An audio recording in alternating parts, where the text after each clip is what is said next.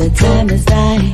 Open up your eyes to see the signs of the times. Got to be wise to all of their lives. Look to the sky from where my help comes. Wake up, got to wake up from the slumber. Don't let them pull you under. Rise up of the water. Never let them wrestle you into the mud. Yes, yes. Greetings in the name of His and Her Imperial Majesty Emperor Haile Selassie I, Empress Rosera Menin. Yes, family, one perfect balance. Welcome to a real special episode of Politically Incorrect. And as I'm speaking these words, the rain now start pouring out of nowhere. I mean, it's crazy. I don't know. Yeah, see, I'm getting studio service, special delivery. So all I'm going to say is we give thanks for the blessings and the showers that came and confirmed and anoint us with water. Let us all rejoice. Tonight we have a special mystery guest. Well, the word mystery means my story. You know, we think it's some, hocus pocus fairy tale. No, mystery is my story. And we have an individual join us tonight that's going to share her story. And we just going to have a conversation. We're going to converse about it. Or what the vernacular local thing say, we can conversate, something like that. Either way, we're going to be talking. So without even wasting any more time, I want to give as much time to this conversation as possible. So in the meantime, you go tell a friend we have a very special surprise mystery, my story guest joining us. And her name is June Goddard. Yes, I said it. Mrs. June Goddard will be joining us tonight, and I am honored to have her present. And we just gonna wait for the bypass or the city circle, whichever bus comes first, and we can just have this conversation. In the meantime, I want to drop a tune. Let's go tell a friend and tell a friend. In fact, before we get to that, I just want to say to all of brothers and sisters who observe today as their holy day, Shabbat Shalom, a blessed Sabbath to you. Assalamu alaikum to the Islamic community. Peace, Islam to my Moors, Maroons. Ashe Hotep to the conscious community, Rastafari to the brethren and sisters, and to everyone else, love and light, strictly love and light is what we're dealing with. One order, one divine order. We're not letting the system divide us and rule us. We're not dealing with that. So go tell a friend and tell a friend, this is what up. This is what up. In the meantime, let me just drop this message real quick right here and let this melody flow because, yeah. Where shall the wicked run? Where shall the wicked run? Am I gonna run, go to the rock? And the rock I gonna say, my look somewhere to hide himself. This is the original. Tell a friend, found it politically incorrect, up and running. So much blood, sweat, and tears. Poor people living in fear. It's a government just don't care. They just don't care. Serious. Over the years, so much blood, sweat, and tears. Poor people living in fear. It's a government just don't care. They just don't care, family. They don't care, man. Just don't care. Boy. But tell me why too much people have to die. Tell me why. When me watch with TV, water full up me eye. No ask me no question, I cry me I cry. Engineered circumstances, family. There are no poor people in the world, family. Poverty is a created state of the mind, man. There's oppression, though. Cause every year they read the budget. Yes. Oh, poor people benefit. It's corruption, family. You have to wolf for your hand. It's called corruption, family. I don't find your belly and fret. Don't let them fool you, family. There's so much blood, sweat, and tears. Don't let them fool you, family. So much blood, sweat, and tears. Poor people living in fear. Don't let them fool you. It's a government just don't care. All orchestrated by the so-called administrators, man. All administrators, man. They all benefiting of the oppression of the wicked, of the so-called what they call poor people. They're not poor people. I like that one, family. It's a state of mind, a state of being. Poverty is a state of mind, family. Tell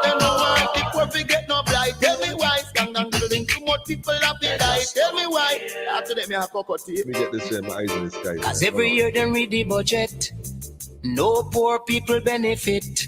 What happened to the Auditor General report, family? On your head Up to know you can't hear where the missing money going, man. over How many years is this now, family? How many years is this? blood, sweat, and I'm tears. beginning to think that he in on it, yeah. People living in I think fear. that the Auditor General in on this thing, yeah. Don't care. They're just Very quiet. Lord. I mean, after all, it's his taxpayers too. He should want it. His taxpayers dollars. He should want to know it too, father. He should want to know it too, right? And them don't take care of them business down a yard. When election be run, them treat you like gold. Tell a friend, family. Get forward, man. So much blood, sweat, and tears. Poor people living in fear. It's a government just don't care. They just don't care. They don't care, family. But tell me why. They don't care, family. They don't care, family. Let Coco T rest himself peacefully right there. The elder. You know it go already. The government just don't care. Time to wake up, people. Don't let them trick you. Do not let them trick you. Oh, no, oh, no, oh, no. Like I said, join us. We have a special mystery guest tonight while we at the bus stop. So I'm going to let it ride out now and just going to bring the guests right in. We had the bus stop waiting and I still here waiting. So without further ado, allow me to welcome for the very first time on Politically Incorrect, none other than our special guest, Sister Jane. Well, moving forward, Goddard. greetings. Emmanuel. Greetings, Emmanuel. And welcome to Politically Incorrect. Where we get Thank you so much. If we're not correct, correct us. You're most welcome. Most welcome. That's why we are here. So, well, I'm learning from you. You learn? No, well, we're learning from each other. How is that? I think that's yes. The best. Okay. In 2023, I think that there's a lot that needs to be shared. A lot of culture barriers that have been created unnecessary, well, deliberately but unnecessarily, in order to keep us from having conversations. We have so much more Absolutely. in common than we have in odds. And if we could just bring our ideas together and find ways to synergize our energy, we could be helpful to each other for generations to come to sustain our own families, So welcome again. Thank you so much. So what brings you at this bus stop? What brings you at this bus stop today? What direction you going in? You get the bus to the city or you get out to the city? You look like you going. I think I'm going out of the city. I'm going forward. I'm going out of the city. You're out the city. Okay. Yes. Yes. But I don't mind waiting a little bit at the stop. Okay, well, let me ask you a question. Why are you trying to leave the city? What's going on in the city that you're trying to move forward from? Because I don't know, the city got a few buildings and a few things going on. What's happening in the city? Well, the thing that concerns me most within the last few days, is that those young people went and pelted those homeless people with stones. One of them is not doing well, and I was reading about his foot or his leg that he got cut, and he could lose it, and that makes my heart very sad. Yes. And what do you think is the problem in that situation? Because you got to wonder when you see these things happening, like, have we lost control of our children? Well, it certainly seems that way. Yeah, it certainly seems that way. I think we've lost control of ourselves. Well, you know what? It is so interesting you should say that, because the reality is you will see the children as a reflection of ourselves. So if the children are functioning in that capacity, the children are only a reflection of what they see. They might manifest it in different ways, but certainly the children reflect what they see. And if what we see in the children is offensive to us and disgrace to us, we might want to look in the mirror. Yes, agree. Yeah, might want to look in the mirror. In fact, I go a little step further. I told someone a few weeks ago that a government of wolves will beget a nation of sheep, because they're going to be so ruthless towards the people. Once the people accept that, it just gets worse and worse and worse. So we can't blame the government for doing what the government has been allowed to do. If you people are not satisfied with what's going on, I think the people ought to say something. I think Nora Zeal Hurston said it best in one of her books. I think The Eyes Were Watching God. if they abuse you and you say nothing, they'll kill you and said you enjoyed it.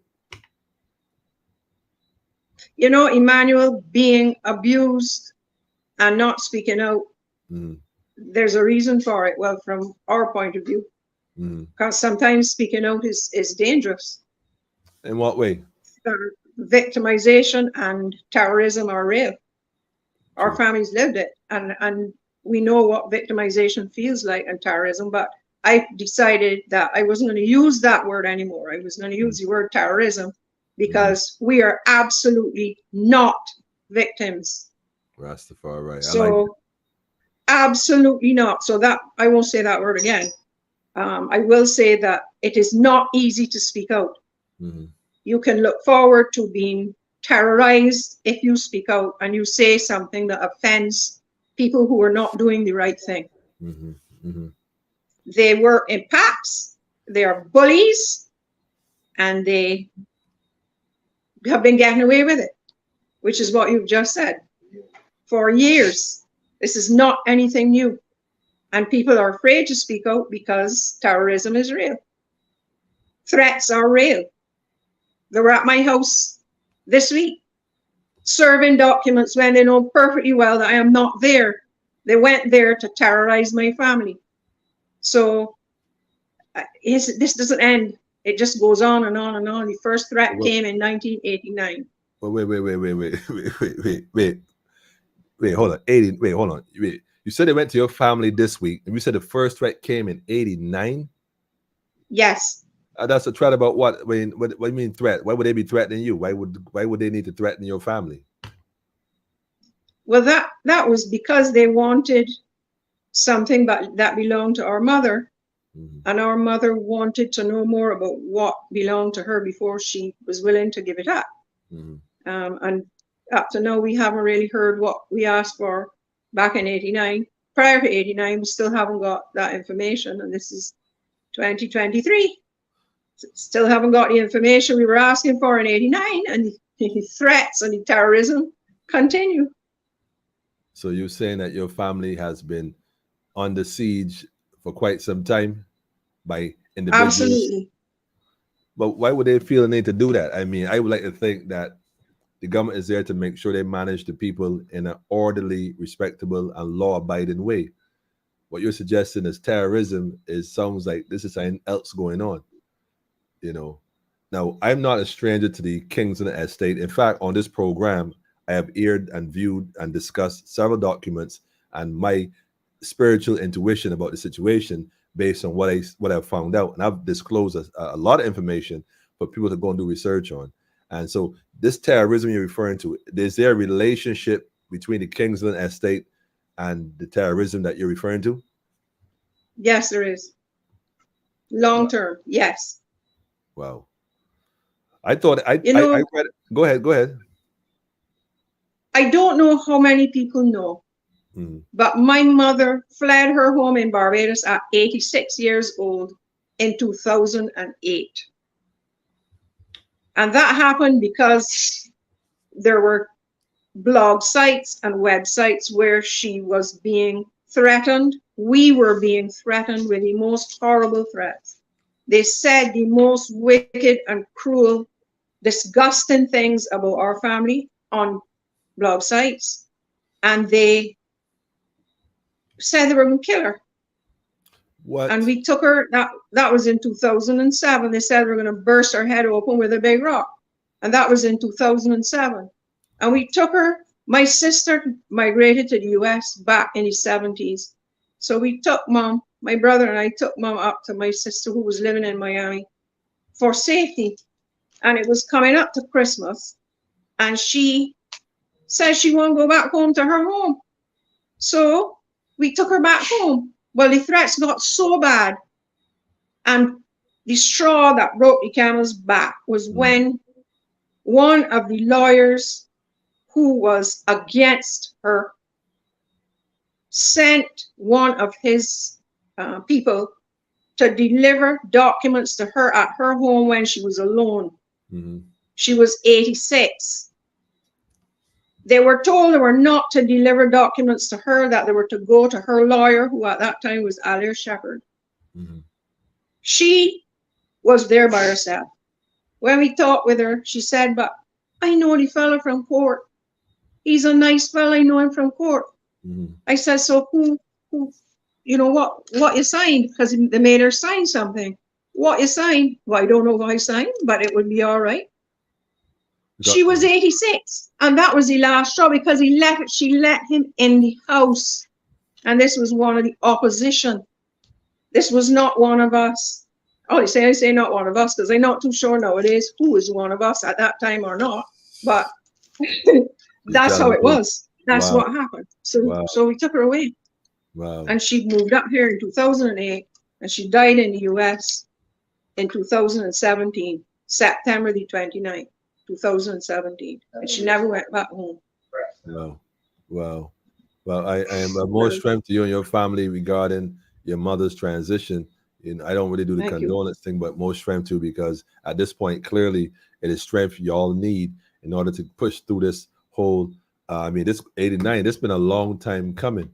Now, I read an article, and I've aired the article. I put the links up from a court in, I think it was Miami, who declared that the case, the Kingston estate, is clearly one worth looking at and ruled in favor of the complainant, in that it identified corruption from the highest level down to the lowest level, and it outlined certain things, and it gave a judgment, I think, of 200 and something million US dollars or something like that. Can you shed light on that, or what is that about?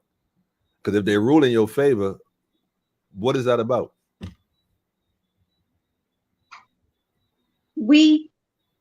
I'll say it straight.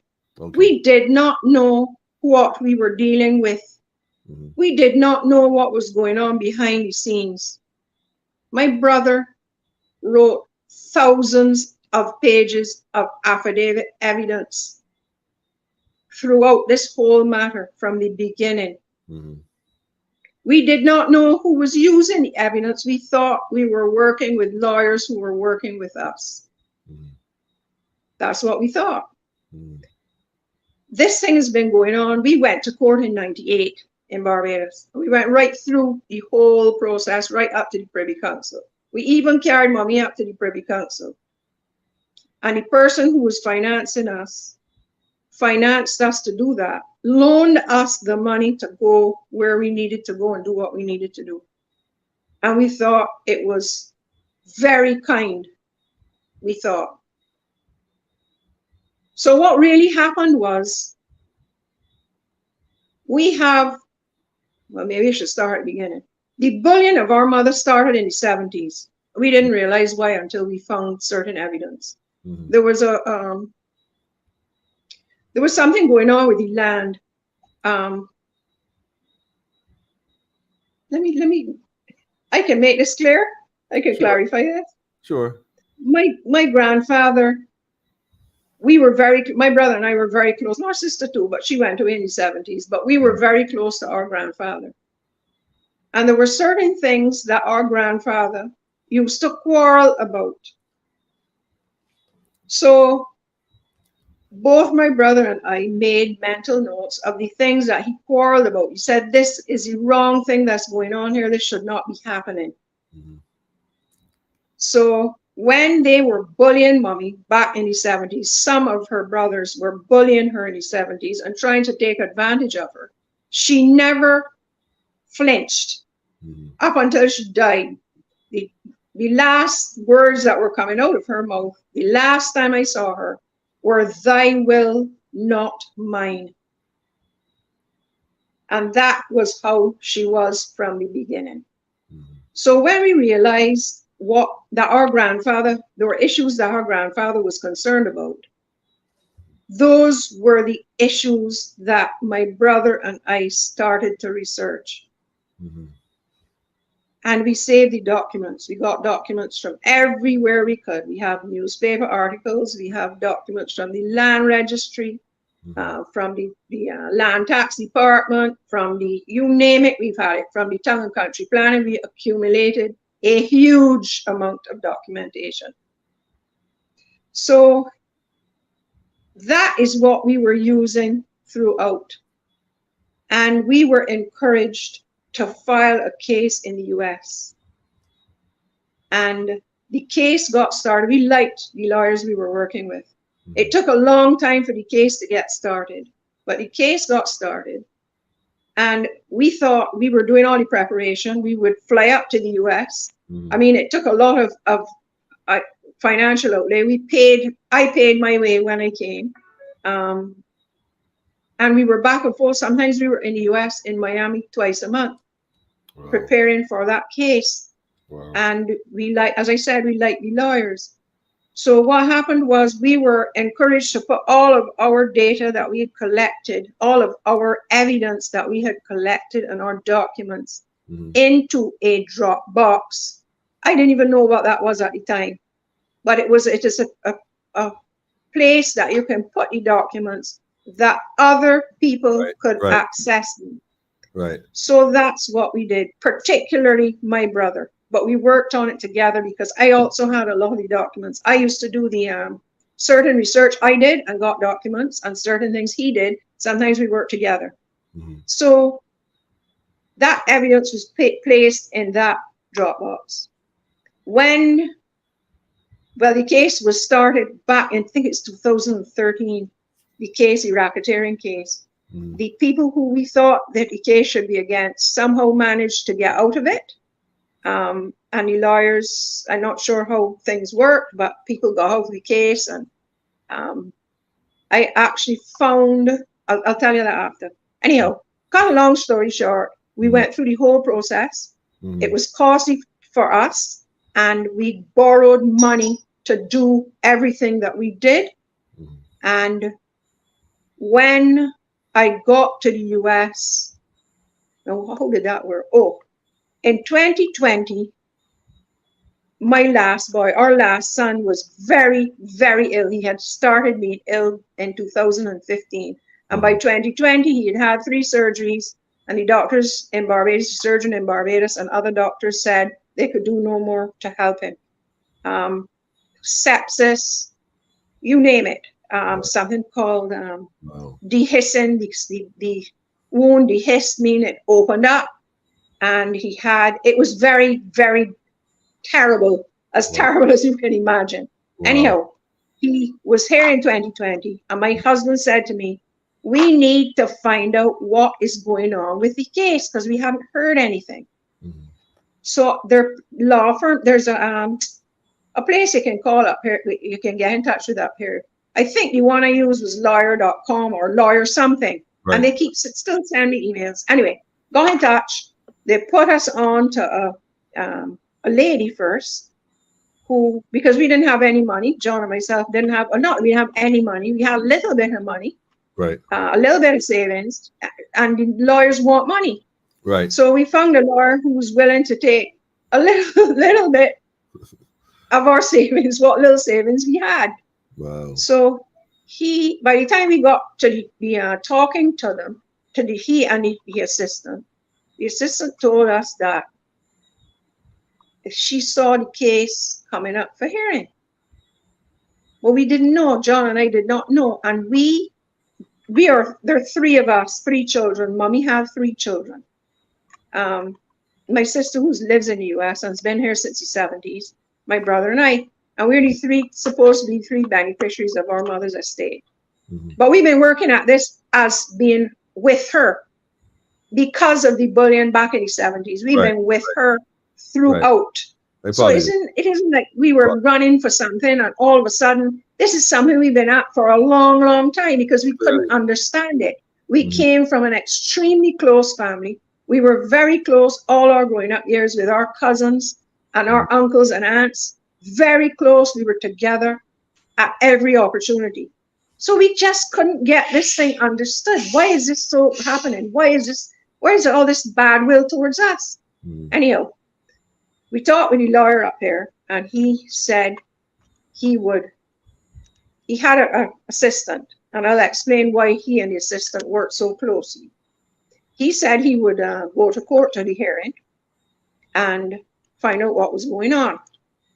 Well, he needed to have an assistant because he was completely blind. His name was I don't know if am I allowed to say names anyhow.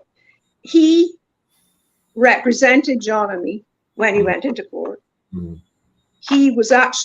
He's completely blind because he raised an adopted son who was troublesome from the time he was small. Mm-hmm. And the adopted son was out of control, and they sent him to some sort of some sort of a camp he went to in Hawaii. Mm-hmm. And when he came back, he and one of his friends went to the home. I don't want to say the wrong things, but whatever happened, right? His mother was shot dead, wow. and his father was shot in his face, and he lost his eyesight. Wow. And he crawled from his home to the neighbor's home for help. And he was a lawyer who worked with us. Wow. So he went to court, and we discovered things that we didn't know about before.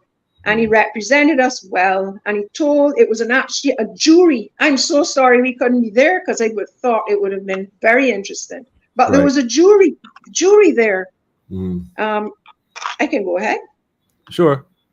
There was a jury there, and the jury decided on those numbers, on that money, because this has been I am not complaining, because this was something we were supposed to do. We were put here to do and go through. Right. So it isn't. Right. I don't look back on it and say, "Oh, poor me, man, this is so terrible," because it is something we had to do. It was horrible. Right. But it was something we had to do. And we were every step of the way, even when we were low, they don't get low, and you feel real upset and things, people disappoint you and all of that. But you pick up and you go again. And you pray, and the Lord gives you the strength and the energy to keep going. So that's what we've been doing. We've been keeping going. That's why I say moving forward. Because we're moving forward, we're not moving back, we're moving forward. Well, let me ask you a question, and especially in relation to what you just said, that the jurors who found, the situation and awarded that amount, how does that translate in terms of what happens next? If they identify that this case is worthy of the award because they identify these different agencies acting in concert to defraud an entire family over a course of decades, does that hold people or agencies accountable is the question. You see, you have to understand what happened. My family were not plantocracy. So my grandfather and grandmother, they had 7 children, and mommy was the 5th of the 7 children. And they had them in a way that they were poor, but they were happy.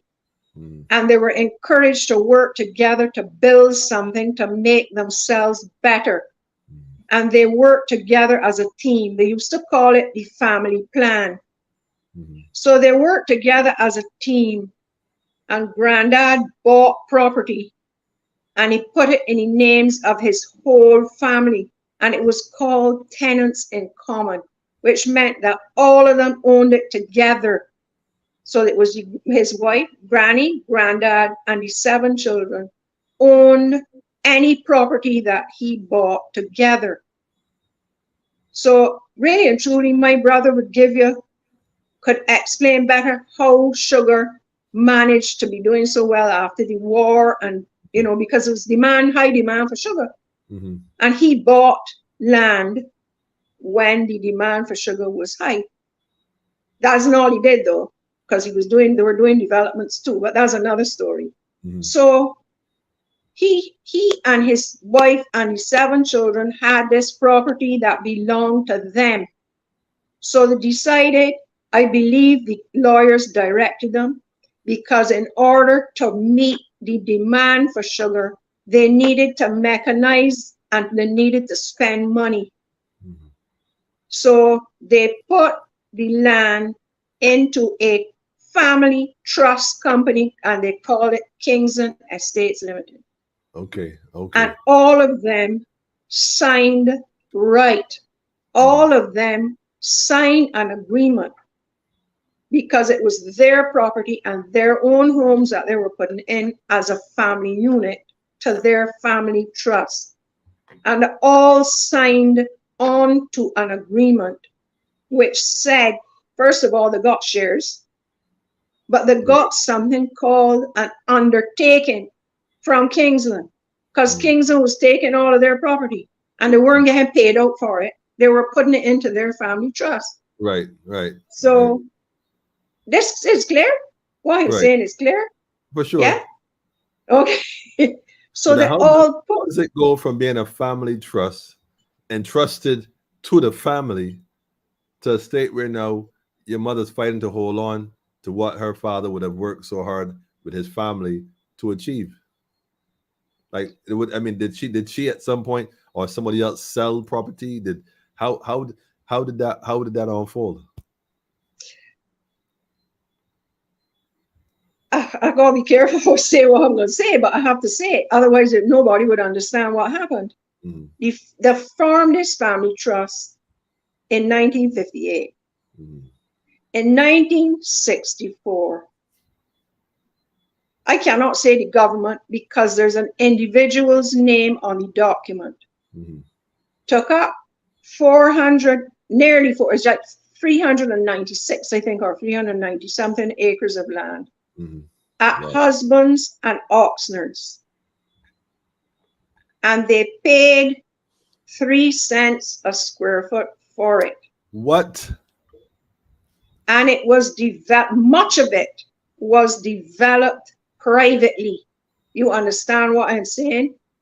They paid 3 cents, or I don't know if they paid or didn't pay, I don't know. Anyhow, the arrangement was 3 cents a square foot for Husbands and Oxnards plantations.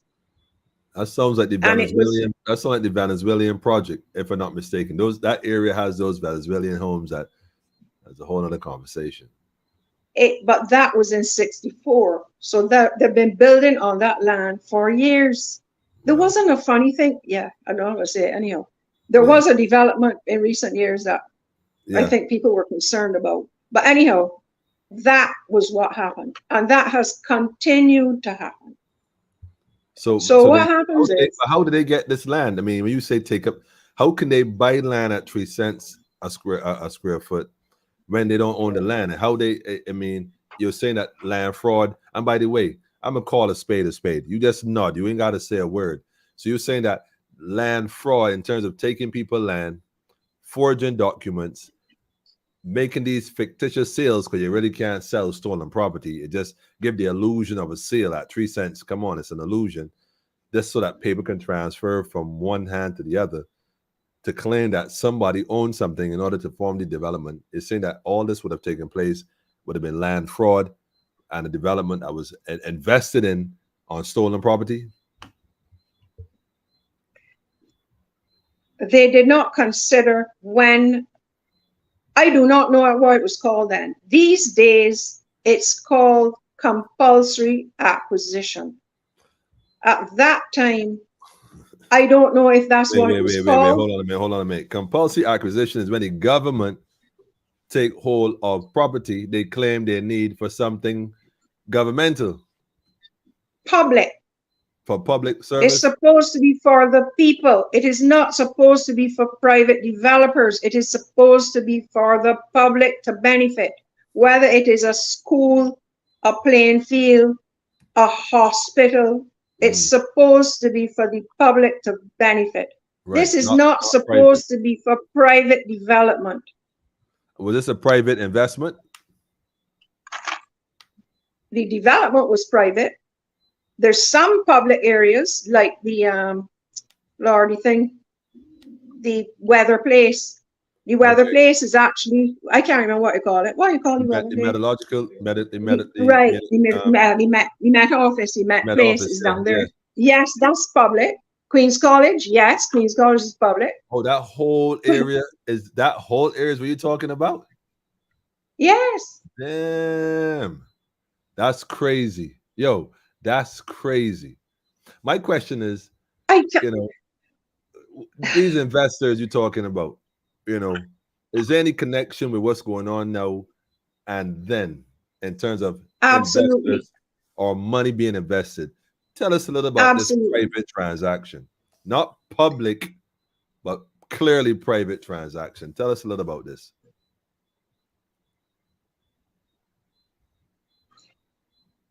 Let me. There's certain developers that were favored by some of our family, who would have developed quite a bit of land.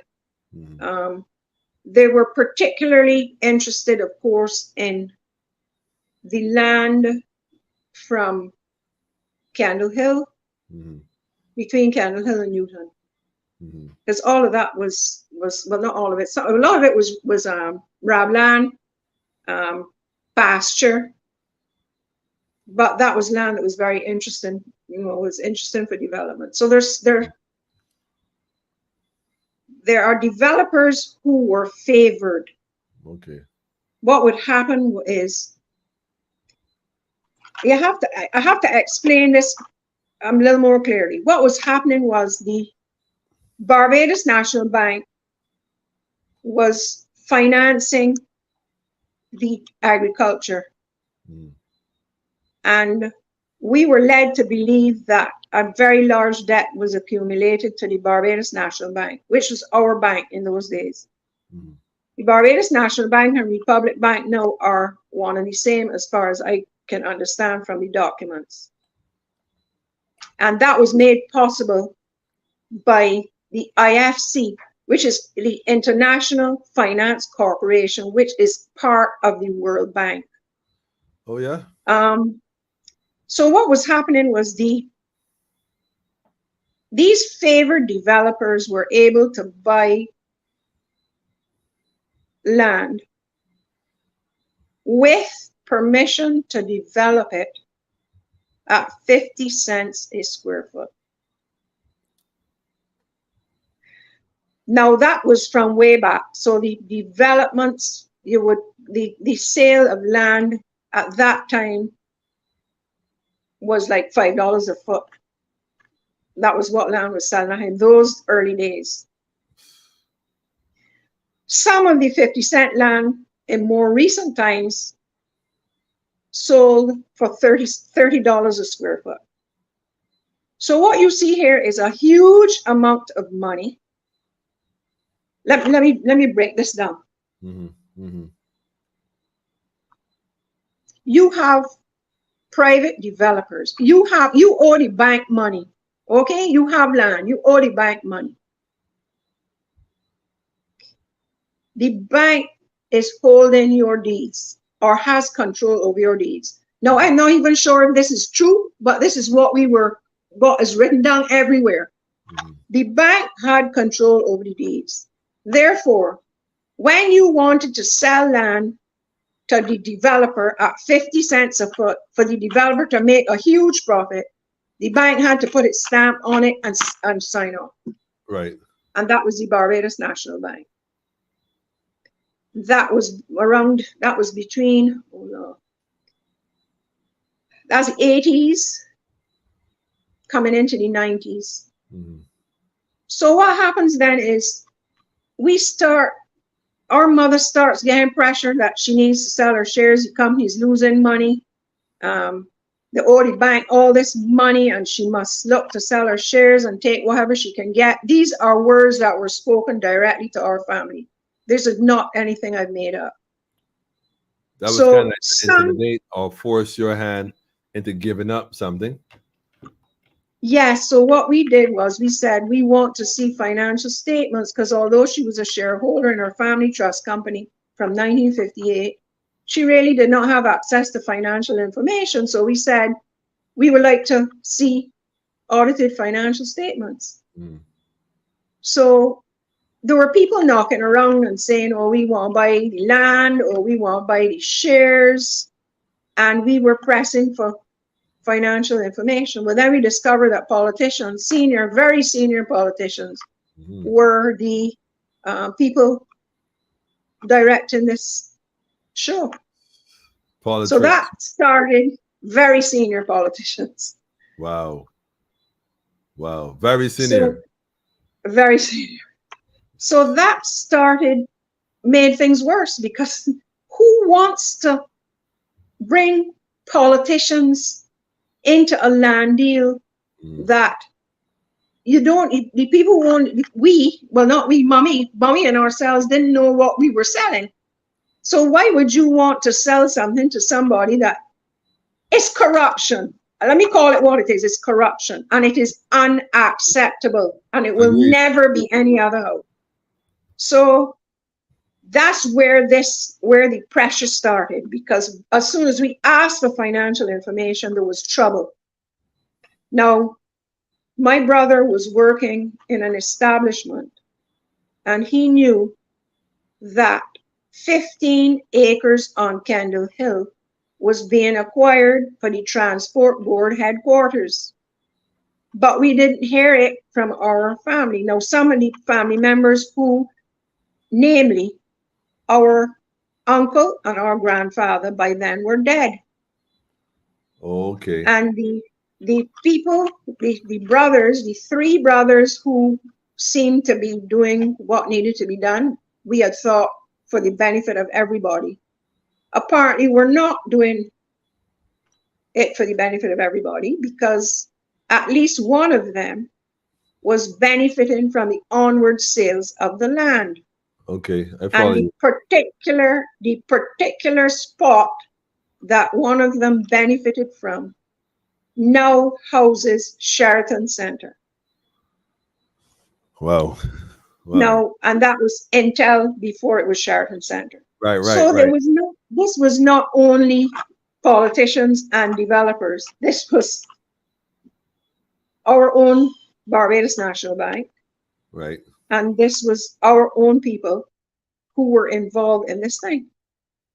So the battle for accurate information is ongoing. We still do not have the information that we had wanted, but we have a hell of a lot of information that we've collected and accumulated over the years, which is very safely and readily available. Now we continue up to today, more information has become available.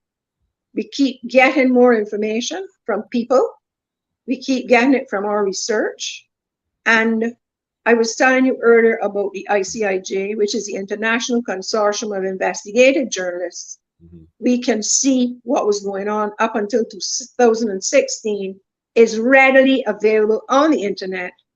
If you want to see who a person has been on various boards with and what companies those boards represent, right, you just have to know how to search, and it's easy. It's not a hard thing to do. So we have continued to do this. So what has happened is that very powerful people are accustomed to taking up people's land and making them suffer. The land that was taken up on Kendall Hill was not paid for. It was taken up in the official gazette that said 1990, December 1990. And all up in 2010, that land had not been paid for. So the government, and that land was very valuable. So the government takes up the land, do what they do, have a private development, sell these homes, make money, and never gave up a penny to the family they alleged that they clearly took the land from. That's what you're saying? My mother didn't get any money, no. So no, and it's not only houses. It's not only houses. That 15 acres on Kendall Hill houses Koiman. Really? Yes. So so how can Koiman get permission to build on property? Wait, hold up. If that's government, wait, hold on a minute, man. Hang on a minute. That's private. How can Koiman build on private property if it was acquired by the government for public use? Make it make sense. Well, let me see. I can't make it make sense because it's never made sense. We understood. So wait, hold on a second. Hold on. I'm sorry. I sorry. Give me a minute here. Let me see if I could play God's advocate here for a second. So let's change roles a minute. Let me use me because I don't want to put you out there. So I decided to go to Koiman right now and serve Koiman with an eviction notice and bring Koiman to court. Of course, I can do that. And they would have to come to court. And they get to court, the judge would answer, well, you have to bring proof of ownership, correct? So, of course, yes. I can produce documents. They might be able to produce documents. So what's going to happen now? So what's going to happen now? I got documents. They got documents. What is the court going to do? Have to look at the history of the ownership of the property and the sales going back for a period of time, correct? Is that not how the law works? Yes. There's only one problem, though. The original documents will have the history. Yes. Koiman document, well, how can they have the history? Because if it was acquired by the government, Koiman's document is going to have to state that. In which case, if it has that attached to it, then a bill of sales would have to be somewhere. Then where's the check that accompanied this? Where's the money that accompanied this sale? Where's that? Let me see if I can explain what we have found. Okay. Where did the money come from? The government published notice in the official gazette that they were acquiring the land in December of 1990. Mm-hmm. The money for the acquisition was to be paid to the company that was purporting to buy these shares. Mm-hmm. That company was called SBG Development Corporation. The money for that and for various other land sales of our family land was to be paid to the new company when it bought the shares. Now, Mommy was forced to sign a contract because the lawyers advised her that if she either had the choice to sign the contract. No, she either had to sign the contract or she had to buy the shares of her other family shareholders.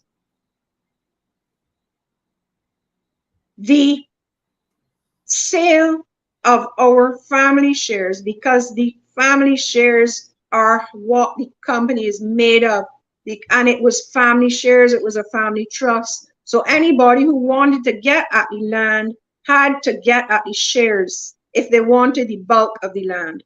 And right. Obviously somebody wanted all of the land that was left. So this company called SBG Development Corporation was the company with whom the contract was signed. Now, the contract was signed by all the other shareholders in 1992, prior to all of the land being rezoned for development as part of a 2,400-acre development, which was part of a huge tourism venture that involved all of Barbados. I don't know the specifics are there in a projects list, which we have. But let me maybe go and get confusing you. Mm-hmm. There was an attempt. The government acquired land. There was an attempt, Kingsland land. Mm-hmm. There were numerous land sales ongoing, including sales to developers at that time. SBG was to benefit from those sales and from the acquisition. No money passed, and we were told that the SBG deal had fallen through. They forfeited a deposit, and there was not a lot of money that Mommy said that was from the forfeited deposit. Mm-hmm. Now, it gets more complicated because, and I'm going to try and simplify it. SBG was in a joint venture arrangement with others. and SVG had another company, which it was which if the words are wholly owned and operated by SVG, another company. I'm not going to call the names of the companies right now because it only complicates it. That's all fine. I'm saying is a bunch of people got together with some of our family members and plenty politics involved, and they rezoned all of the land because they intended to benefit from whatever developments were to happen in Barbados. Wow. Wow. Now, one of those people was the High Commissioner for Britain at the time. But that will come into play later on. When whatever happens, happens. Anyway, so the land that the government acquired was the land on Candle Hill where Queeman is now. So years went by because we were stuck up in court from 1998 to 2005 when we got to the Privy Council. Unfortunately, our lawyers didn't remember to talk about the family trust and how it was formed in any of the courts. So that never came up. That agreement never came up. And the undertaking that Kingsland gave to the family, each family member, never came up in court. From Barbados right through to the Privy Council and then to the CCJ as well. So they have it's just crazy because what has happened is the government then said, oh, the person who was financing us went after the government to find out how much money the government owed Kingsland for the acquisitions of land. The figure that they were given was 22 million. We never, of course, you never hear or see anything of that because all you can hear is that the Barbados National Bank is foreclosing because the documents came through to us that the Barbados National Bank was foreclosing because the company owed out so much money to them. But they're the ones who were stamping the 50-cent sales of land. Right, of course, not the bank. So let me see if I can. Wait. Okay. Wait. I'm tempted to answer your question here, about national insurance because all this money being transferred and taken out. Where was the government getting this money? I mean, they're blaming the bank. Okay, I get it, the fall guy, because the bank, that's why I tell people right now, when these banks shut down and run with your money, there ain't nothing you can be able to say about it. So the government put the blame on the bank, which was an inside job. Clearly, when the government was purchasing and acquiring these properties, where were they supposed to be getting the money from?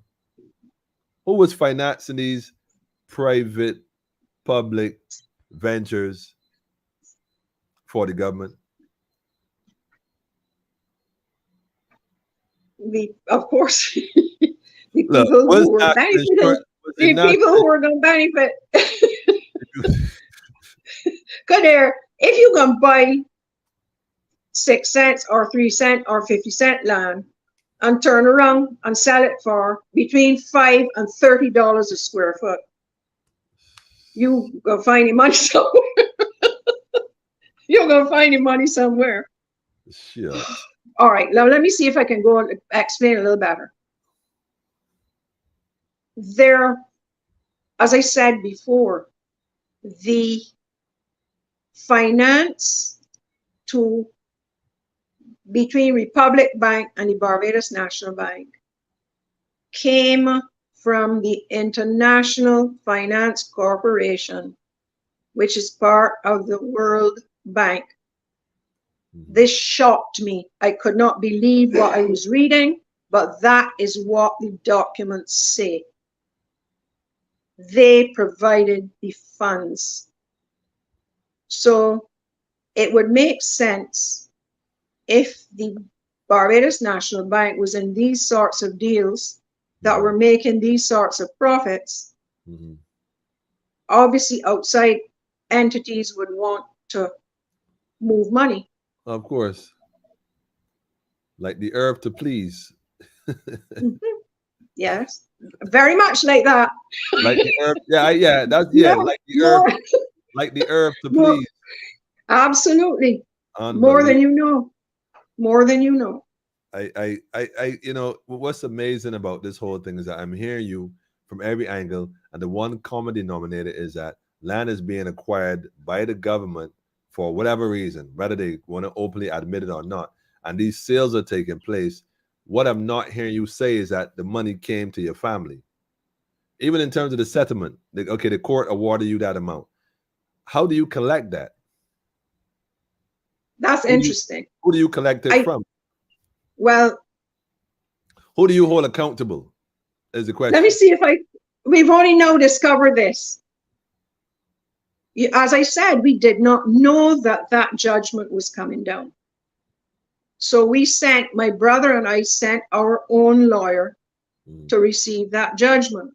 Right. And he reported back to us. Right. Okay. I have seen today, I see how we're going to say this. I won't make it clear. Right.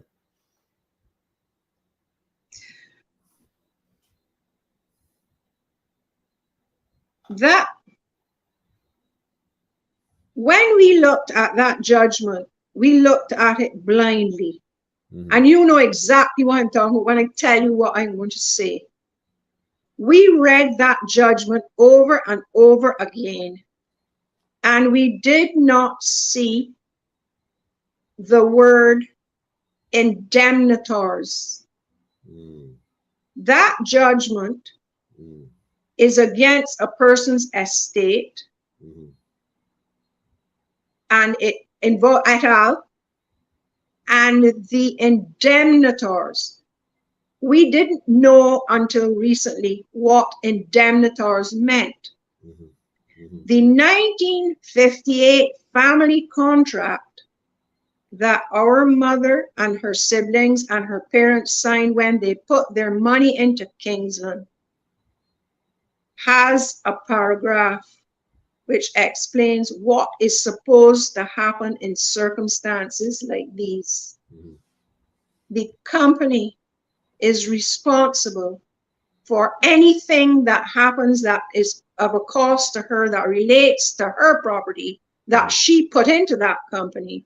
She is indemnified against. That judgment is against Smoke and the indemnitors. Wow. From that 1958 contract, and we were not supposed to see. Wow. Let me clarify this a little bit better for you. There's huge investment from outside coming into Barbados from various sources. And I think we're fairly clear on some of these sources. The 2,400 acre development. What happened was in 1992, the government rezoned 2,400 acres, which included Kingsland Estates Limited, which is our family trust company land. It was rezoned for development. It was rezoned as part of a huge tourism development scheme, which is ongoing. Well, I guess you could call it that. Yeah, I did. That was part that was promised away. And what happened was David Thompson signed a contract of some kind in relation to that huge development, which included our family's land. And that has snowballed because the other people have become involved. Other government, there's a different government, because David Thompson, he signed that, I think it was two or 3 days before the government changed in 1994. Okay. So he committed he committed the government for 20 years to this project. No. Wow. Mommy refused to sign the contract, and we fought, and we had press in those days. And we had people who helped us and put out the word. They taught some of the politicians quarrel with each other. You made this public in 94? Yeah, from back in the 90s. Yes, absolutely. Absolutely. It was all over the papers. You telling me that and the Nation newspaper have information on this going as far back as 94? Yes, definitely. And up to now, you still can't get no reciprocity? Exactly. Well, what are you telling me at all, though? Well, let me explain it a little better. We fought. We fought when they rezoned that land in 1992. It was after the other shareholders had signed a contract with these SBG people. But Mommy wouldn't sign it because we were fighting. We said, this is wrong. And it don't have no right having politicians in it. It is wrong. And in those days, we had help. There were people who came forward. There were people who cared about the agricultural land in those days. There were people who had a plan, a different kind of plan, a plan for food, a plan for water conservation. It was a different viewpoint. Right. So we refused to sign because that's how we felt. We felt this was crazy. So they rezoned the land in 1992. And then when we had no resources left and nothing left, and the lawyer said, you either got to sell or you got to buy. And we didn't have the money to buy. And it hadn't been advertised. So it was not that it was out to tender for somebody to give you the best money. Right. SBG was the company that was to buy that property. But Mom hadn't signed. So when they rezoned the land in 92, Mommy hadn't signed the document. So when she was forced to sign it under severe duress in February of 1993, her lawyers backdated the contract to 1992 before the land was rezoned. Do I need to say that again? How you got a signature on a 1993 document? Then again, I've seen documents recently with similar things. I've seen documents in terms of sales and conveyance that have signatures years apart, which I don't understand how that's even possible. So, man, look. Not this document. This document has 1992, whenever it was, it's January something, 1992 on it. But that's not when it was signed, and it was signed in 1993. And the only proof is that there was communication between the lawyers, which we have in our files. You have those documents as well? Yes. One of the days we're gonna post all these documents on Facebook. I'd be delighted to. I've tried that, and I've spoken on Facebook. So you know what when you bring this stuff out and you post what is clearly in black and white, what has been the outcome thus far? Well, posting in black and white. But let me tell you what happens. Right. I have a good friend. Right. Who I've met along the way. And she has been an inspiration to me. And I think you may know her. Mm-hmm. And I was encouraged, and I have absolutely no regrets. I was encouraged to speak out on Facebook. I did a video. Mm-hmm. I actually did it when my son was very, very ill. Mm-hmm. And it annoyed the people who I was speaking about, because as far as I'm concerned, what we're talking about here is theft. That's right. Is fraud. And they didn't like those words. So 2 of the individuals from SBG sued me for defamation. Because you put the documents out, they sued you? No. They sued me for speaking. For the video. Yes. So and I was ordered by a judge to take it down. So I took it down. So these individuals from this company whose names are clearly on the documents you have are saying that what? Your documents aren't legit? No, they're saying that I defamed them by saying that our land was stolen. Hold on, pardon me. I apologize for interrupting you. Make it make sense. Let me get this straight. You're saying that a judge in this country, which judge was that, by the way? If you don't mind calling the judge name. I don't. His name was Justice William Chandler. No. William Chandler. There's no justice in what has happened there. There's no justice.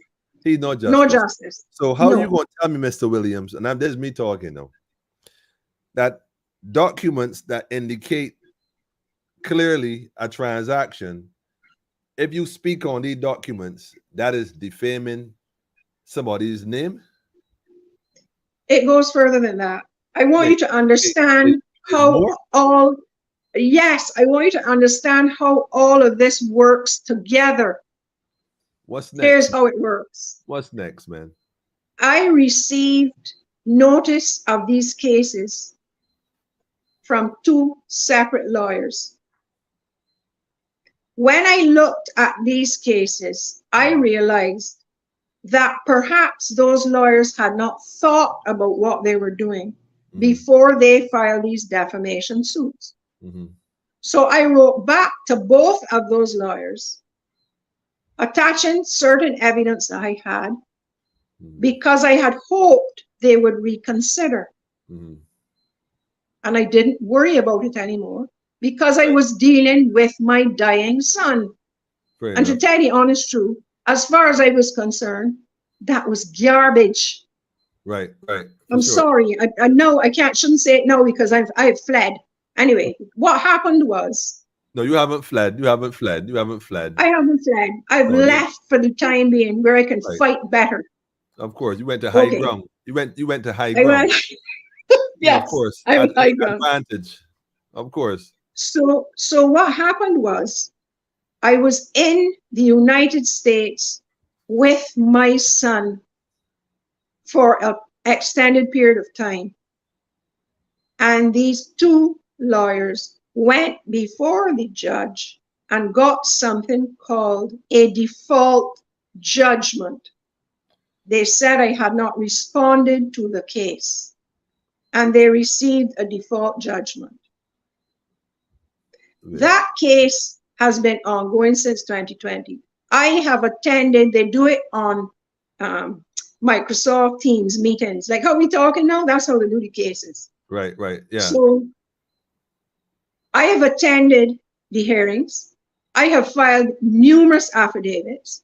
There's a form you have to file. No, I didn't hire any lawyer because there's no lawyer that has ever worked with us. That's right. That worked with us or for us.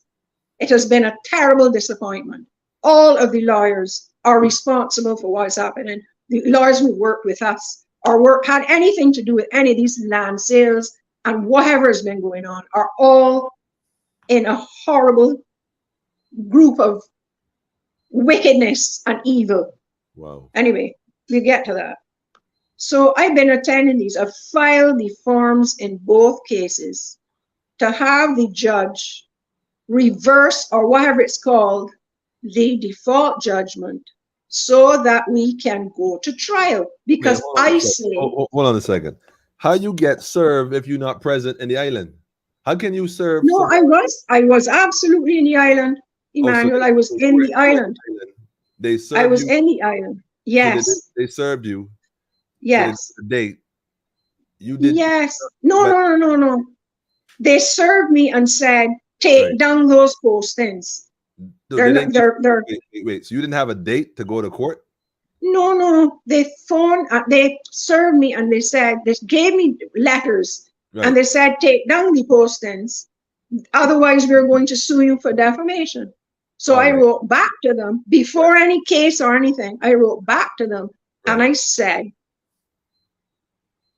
this is some of the information I have. I think you well, I didn't say I think you should reconsider, but I figure when they saw some of the documents that we had, they would have reconsidered and we would probably have come to some sort of an arrangement.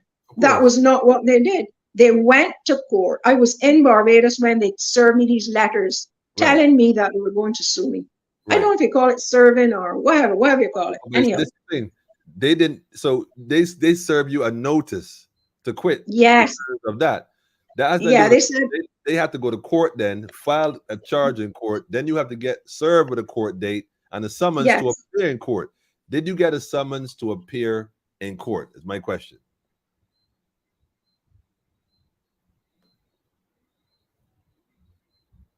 I don't know. Well, let me think. No, wait. No, here's what happened. Okay. They write me. I write them back. Right. No, they went to court and got a default judgment. No, I did not get summoned to that. It don't work like that. It don't work like that. You can't. The judge can't just agree with someone because they say so. You have to be served. You have to come to court, have a court appearance. You have to present yourself in that particular environment, what they call the court. Then there's dialogue, exchange. Then there's a judgment. They said I did not respond. But respond to what? A summons to appear in court? That's the only thing they could. That is the only thing they could be referring to. But Manuel, I may be saying the wrong thing. I don't know. I don't remember any of that happening. I just remember getting a judgment saying that a default judgment had been entered against me because I did not respond. Okay, we can talk with that some more. We're going to continue that one. Okay. So you tell me right now, they have had quote unquote. I have individuals on here right now that's very familiar with the procedure of law in Barbados, statutory and procedure. And I'm certain they scratch their head no thinking, but that don't make no sense because I ain't past the bar, but I know a little bit enough that you ain't gonna piss in my leg and call it rain. I could tell you that. So I know that what you're saying ain't adding up. But nevertheless, let's play God's advocate. So you're saying right now that there's been a default judgment on you for not appearing on, rather yet, not responding. If you're saying, well, look, I was not at the time when you had this hearing to find default or find me at fault or put default on me. I'm abroad. Legitimately, I'm not in the island, which I could not have been here for whatever reason. I don't have to justify to the court. I'm not in the island. And I'm asking you now to schedule a date so that I can appear. You're saying that they're not responding to that? No, I appeared numerous times. Oh, so I appeared numerous times. I filed numerous affidavits. This is since the default judgment. There's a form you have to file. Right. I filed the form to ask the judge to please reverse the default judgment and let us go to trial because I am telling the truth. Right. And the judge said, no. You should sue the judge. You should dismiss. You should sue the judge. Sue the judge in what lawyer, Emmanuel? Right. In what court and which court? What? Sue what and in what court? Crazy. Because here's what's happening now. What? But there's how come this whole thing has come about? Because I have continued to speak out and they want me to shut up, and I've made it clear. I was advised by a lawyer that if I say 1, 2, 3 on my Facebook page, that I am in contempt of court. Someone is saying here that you can be served outside jurisdiction also. But I have filed along with let me make this real clear because this is the most disgusting thing you will ever hear at this point in time. I filed the form that you're supposed to file to have the default judgment reversed, overturned, dismissed, whatever it is to do with it, because I am not a lawyer and I'm not going to pretend I'm one. Right. Though I've been in court probably longer than most lawyers. Anyhow, I said my son was gravely ill. Therefore, I was out of the country for an extended period. For sure. The Understandably. response was, you could say whatever you like, but we don't have any proof that your son was gravely ill.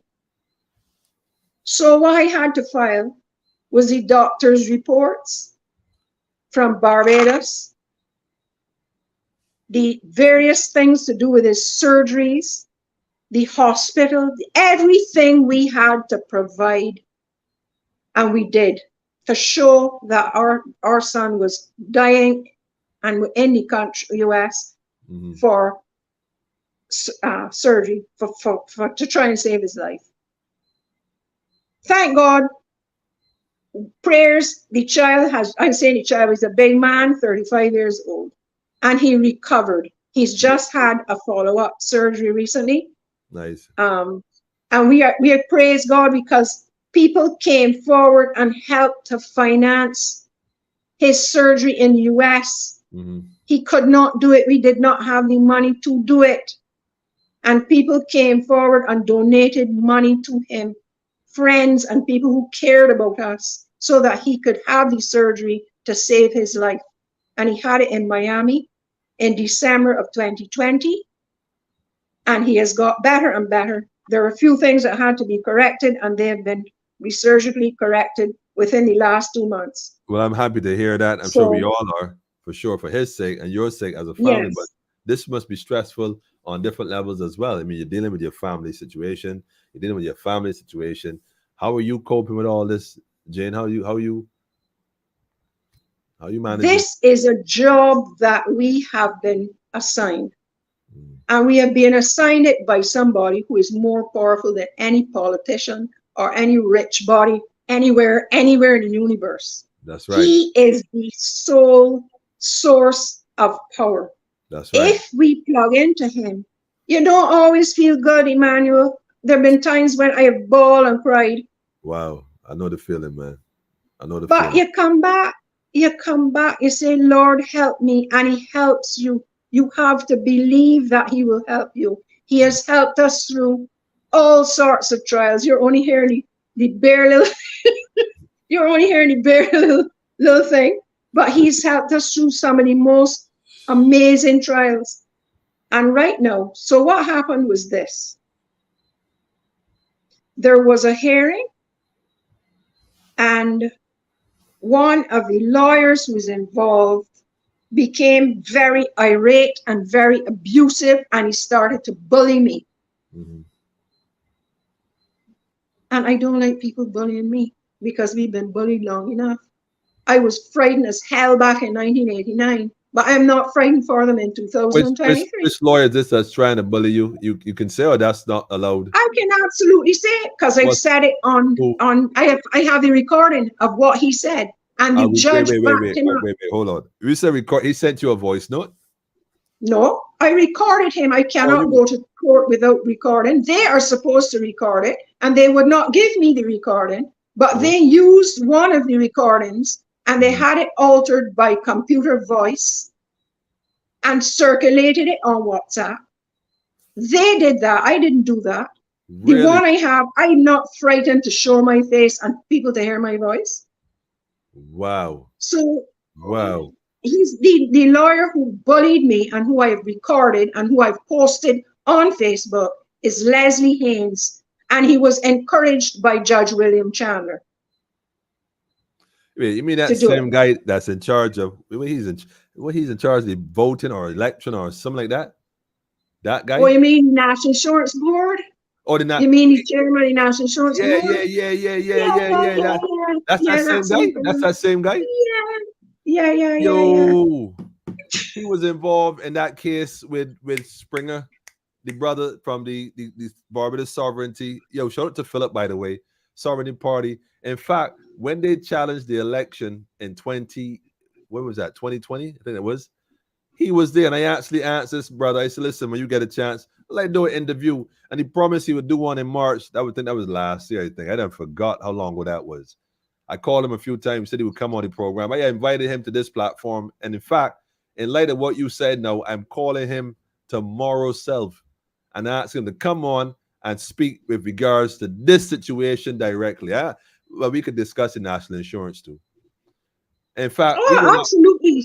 I going to ask him because he said he was going to come on politically incorrect. Listen, there's nobody in the government of Barbados, unless I'm wrong, correct me, who have ever come on this platform. I see them on other platforms on social media with other people talking.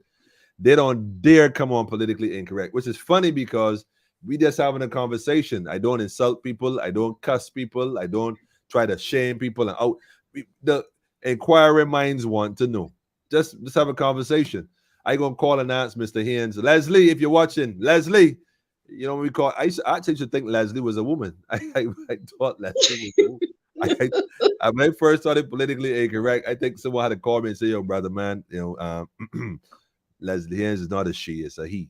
So I had to apologize. I don't want. Then again, no, there's pronouns. I don't know if well, he's a man. He appears as a man.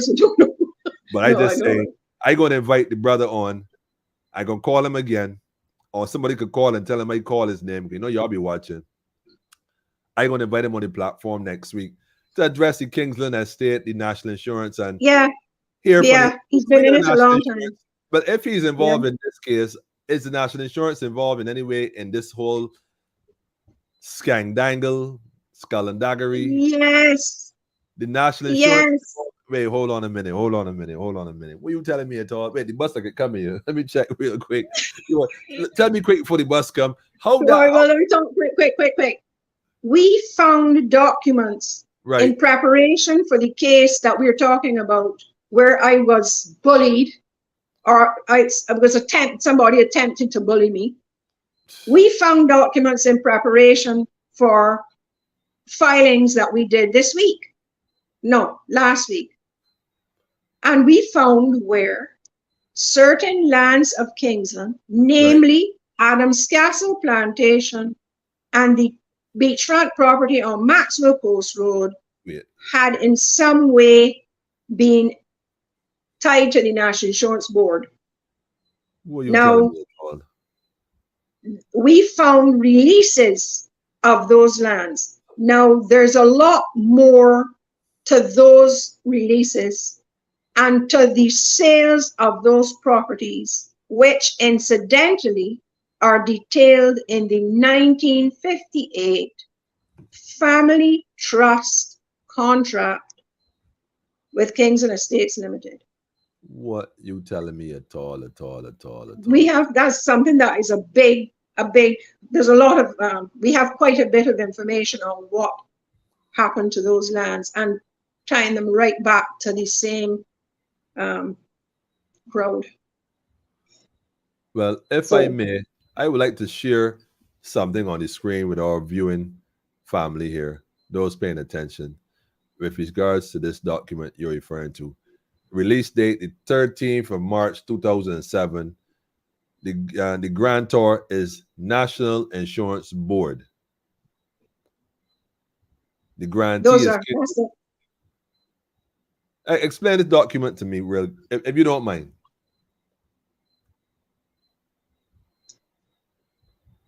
We did not know that existed. Mm-hmm. We are shown information that we may have looked at 1,000 times. We are shown things in the information. When we look at them the 1,001st time, that 1,001st time, that we didn't see in the other 1,000 times. We are directed to line items in thousands of documents that we need at the time. Wow. So I may look at thousands of pages of documents, and there's one line that I'm supposed to see in one document of the 1,000, and that we see it, but we only see it when the time's right. It sounds crazy, but it's true. Wow. When we need something, it is provided. That's right. Most times it is provided at the last minute. That's right. And that is what has happened throughout this situation. When we need something, it comes at the last minute. And I compare it to walking to the edge of a cliff and jumping off. You're either going to fall down to bottom or something's going to protect you. You better learn to fly because this is deep. Is it? Because we've jumped off these cliffs and we haven't hit bottom yet. Well, the Grand Tour from 1999 all back in 2007 is the National Insurance Board. You're saying to me that money from the National Insurance Board was being utilized for these kind of well, I don't even know what to call them, projects, initiatives, scams, schemes, and well, I don't know what to call them. There could be an explanation in that perhaps the National Insurance Board took a charge over lands for monies that were owed to it. Right. But I still have a difficult time computing how a government that owes a company a huge amount of money for land that it has compulsory acquired, in some instances that has been developed, in many instances privately. I find it difficult to comprehend that the National Insurance Board would have to take a lien on lands, particularly when those lands were being sold so cheaply and somebody was making such huge profits. I just find it very unusual. But maybe we need to get Leslie Haynes to explain it to us. He's the best buddy. Yeah, I think so too. I definitely gonna give him a call. I wish I could call him now and see what he would say. I wonder if he would take the call. That would be interesting. I'm here on the phone with Ms. Goddard, and we are discussing the Adams Castle development and Kingsland Estate scenario. Are you aware that back in 1999 and also 2007 that National Insurance Board was he there at the time? I don't know. I don't know what his dates are. I think that's something to go and look into, and what it'll be something to look into. What his appointments were. I'm sure he had appointments back then. They don't just come into this thing now. This would be the old club. But the old club got to realize we're living in a new day. The world is on the new management. That's right. The whole new day. It's on the new management, man. The gods have returned, and we not going for this. I don't know what they're thinking, but there's a whole shift occurring. Righteousness will exalt this nation. So this is crazy. But this is only a glimpse, like you said. This is only a glimpse of what's been going on for quite some time. And clearly, someone said the national insurance needs a full audit. I would like to add one word between there, Wayne: forensic. A full forensic audit. Forensic audit. Without question. But without question. Who's going to do that? Certainly not the Auditor General report. The guy, what's his name? Because he can't. They don't even listen on the real. They don't even take this man serious. I mean, he like the queen right now. He just a figurehead. Ain't nobody listening to him.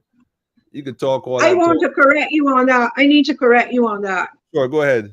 The Auditor General's reports for decades have shown certain things that we needed to take note of when the first one showed up. Nothing happened because nobody is willing to stand up and put their neck out. Okay, so let me ask you a question. If I have been given the task of being the Auditor General, and I go and recognize 1 year there's problems, before I came in, I recognize there's problems. And on my watch, I see there's problems.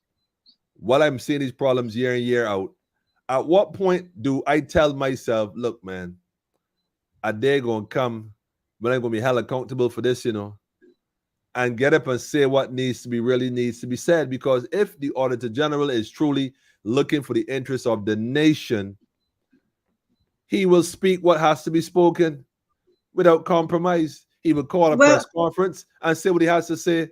Whatever happens after that. Emmanuel, he did that, but apparently he is, I don't want to say anything rude, but he doesn't have any teeth to bite with because that is not his job. He has not been given the ability to follow up. Hold on. So, okay, he has reported some inconsistencies to a point. Has he worded it? The question is, has he, see, words is power, you know. You say he don't have the power. I beg to differ. Has he worded the findings in such a manner that it would raise the alarm to the level that the nation would stop? Or has he worded it in such a way that it would indicate there's a problem, but not necessarily arouse enough awareness to cause people to realize there's a crisis? I believe that he's worded it quite well, Emmanuel. Okay, well, I gonna go with you. I've spoken to him myself a couple of times. I've asked him to come on the program. Let's talk about it. He has not come on the program and talked about it. This is why I'm saying to you. That's why I'm different story. Okay, I go into that. That's what I'm saying to you. Different story. I support some to some degree, but you can't tell me that you seriously trying to make a difference and you don't come to an area. Let's have, again, I'm not interested in shaming nobody. I'm simply saying, come and speak the truth. Simple. And let's make things better. Let's try and make things better. Let's look for a solution. We're not here just to say, aha, look. Now, in fact, there's a march tomorrow. I think Marcia Weeks, sure, is probably still on. Shout out to Marcia Weeks and all the others that's bringing awareness to the situation. As far as I'm concerned, there's nothing to march for other than to bring awareness, because there's no money in national insurance. As far as don't change the policy. The policy that's in place isn't even a policy that needs to be in place. There's no more money in national insurance. We're fighting for what? Bring awareness, and that's what they're doing. So I support them 1,000% for bring awareness to the issues that need addressing. But the reality is there is no money in national insurance in Barbados. They borrowing money to pay you, which is funny because you're supposed to be paying into this fund. So if I'm paying into a fund, why you got to borrow money to pay me to a fund that I'm paying into? Where's the money I'm paying into going? Where's it going? That's one of the things the Auditor General showed where quite a bit of the money had gone. Well, I see it right here where some of the money gone too. Wait, it said $5 a square. Wait, it said oh, that's $5 stamp. Okay. They didn't got the price for the sale. They got the price for the stamp. I think we need that. I know there's a problem with those documents, but I cannot explain them as effectively because I don't know. If you put them out there, somebody gonna recognize it. So yeah, I know what that's about. Somebody gonna say something because enough is enough. Somebody said the bus. Enough is enough. But the biggest thing about those two areas of land is what has happened to them subsequent to those releases. That is what is significant. What's that? Tell me. Tell us what's the deal. Those lands have purportedly been sold. Sold to who? One, to a company called Adams Castle Development, and one, the beachfront properties, purportedly to a company called Kalahari Incorporated. And I bet you that there's a lawyer who dealt with the transaction, so you don't have a clue who it is. How much you want to bet? We know who dealt with it. We know who dealt with it. Okay. And we know who advanced money, where money went, where it came from, and we have those documents as well. You'll be shocked. Really? If you think your hair is shocking, you'll be shocked. Send them. I will. I will absolutely send them. Part 2 next week. In fact, I'm going to call Leslie and I can tell Leslie, I got these documents. Come on the program, let's discuss this. And don't tell me no. Find 5 minutes. We could do a recorded interview while you at lunch. I could post the interview online. You ain't got to be live. I come to your office. In fact, I might just go to the office. In fact, I feel like going to knock on the door. I feel so though. Got the camera and the camcorder and thing. I working on it, man. I'm working on it. You know where to find the office though? What I do know is that I got a group of spirits that just take my feet and take me. I would not be surprised. I would start walking and knock on his door. We find him. We find all kind of things in them. You'd be surprised. They say they walk by faith. I know the office. I've been there a few times. Okay, but you know what? Like I said, I don't just walk by faith. I also walk by sight. Sight beyond sight. Remember that one? I'm good with that. I'm very good. Good. I'm telling you, right, sis, this is, let me tell you something, right? And I mean this, and I sincerely mean this from my essence. They say, fear not man that can destroy the body, right? But fear he that can destroy both body and soul. I had a revelation last night talking about, this Holy Spirit. And we've been saying this in the church. I grew up Christian as Rastafari now. I don't subscribe to what I was told going to church. I do subscribe to what divine order teaches. And I know the difference between religion and divinity. So having said that, I said to say that the idea of the Holy Spirit, which in holy means Helios. Helios means, Helios is the God, the sun God, or the God that governs the sun, which is the Almighty, however you want to phrase it. And then, hold on a second. I'm doing a live. I don't usually answer phone calls when I'm doing a live, but you are that important that I answer this call. Click on that link for me, please. That's all I'm telling you. I gotta go. You know who that is. Or people away and abroad. But I thought you were going to tell me Leslie Hayes. If that was Leslie Hayes, I would tell him, yo, click on Commodity StreamYard. But I said to say that the God, the Son God, the God that governs the Son, and the word spirit means breath, which is the breath of the God, is really the breath of God. And I said to myself, never in my life have I ever heard that. And we grew up in the church, and church, they talk about the Holy Spirit, and most people know the Holy Spirit in words, but do they understand that the breath of God is what governs us? That breath inside of us is what keeps and sustains us. And although that breath is here, our thoughts, that breath allows us to have these thoughts in this being. Our thoughts are not of this realm. They're not of this realm. So I'm saying all that to say that when you find yourself in a position that you have found yourself in now, where you can speak with authority, it's only divine order, that breath, because your words are based on the breath that's coming out of your mouth. You don't speak physical words. It's that breath of God. That's why we're to speak truth at all times, because it's the breath of God. It's the essence of God. And when you speak your truth, the universe will shift into place to ensure that your truth be manifested in the flesh. We're not worried about these cats that run around that had their time in the sign of Pisces under the corruption order. This is the day right now of reconciliation and atonement, being divine, bringing divine order into order. So continue to speak your truth. Speak it loud from the mountain top. Do not hide your light under no bushel.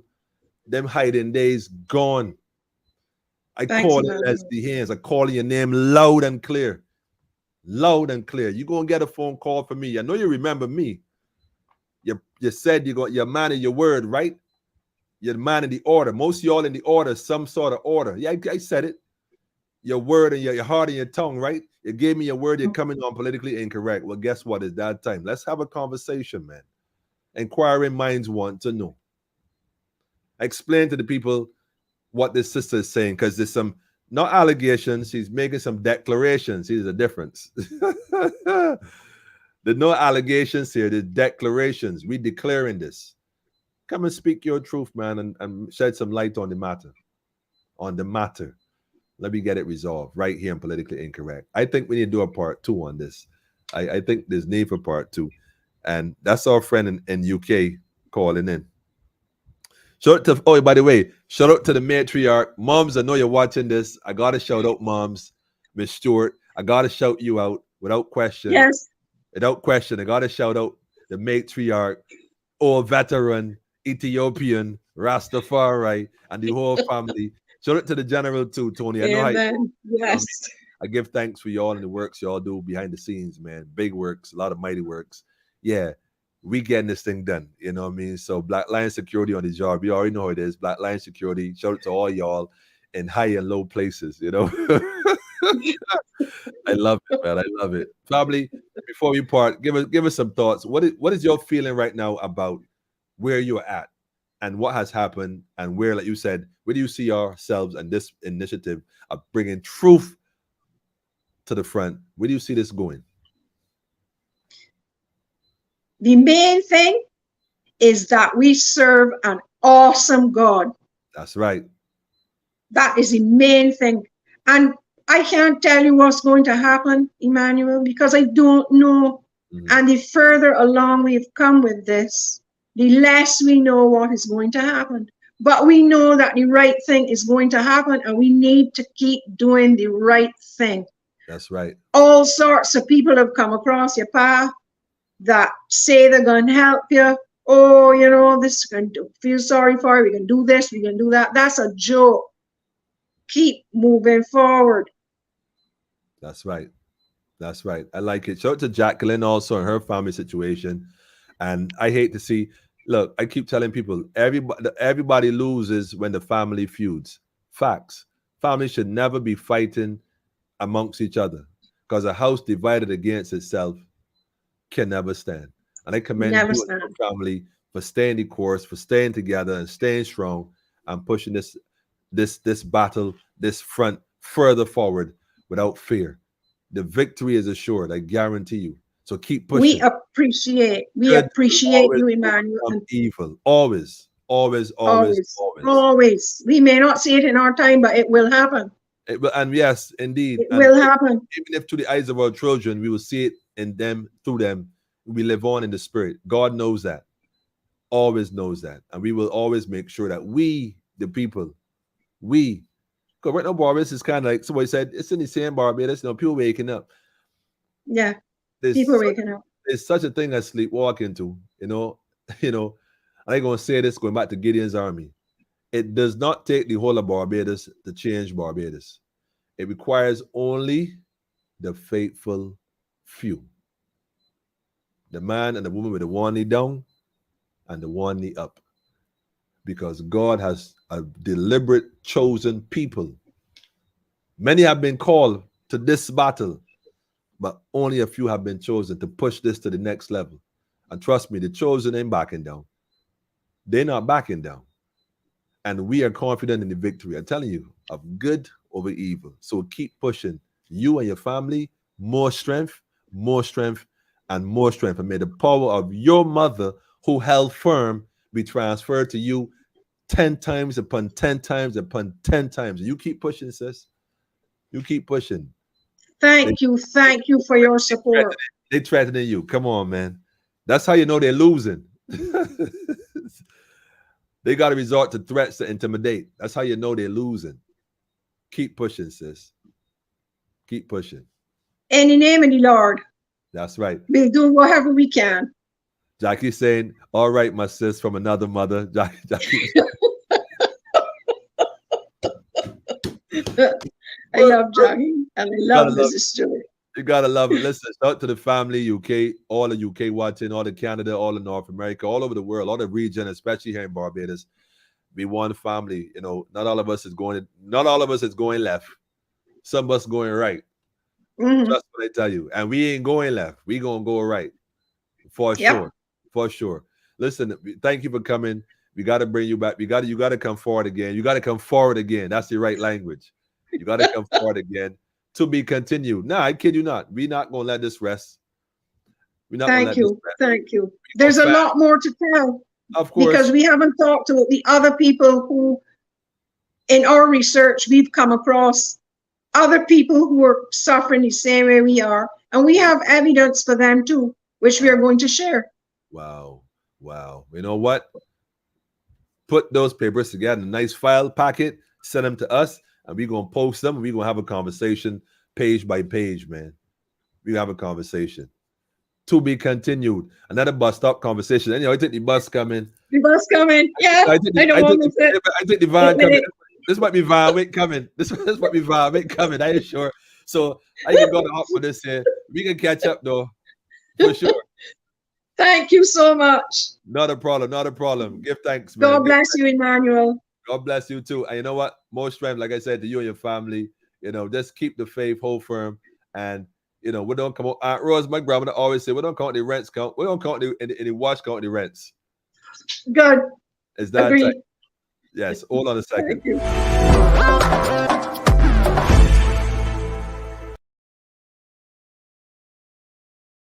Yo, that was crazy, man. Jeez, oh my God, going the van and going along. I hear waiting for the bypass. I can't go and start walking here. or call a taxi. But nowadays, you got to be careful with the taxis too, because they don't know, you know, all kind of thing. Anyhow, family, I want to thank the family for coming on and sharing her truth, speaking it straight from their heart. The brother say, Roderick, I feel you, brother. Say, I love that woman. So the 9:30 bus coming. Okay, 9:30 bus coming. I hop on this just now. I hop on this just now, family. Real thing. Yes, Babylon falling. Yes, it's falling. For sure. For sure, for sure.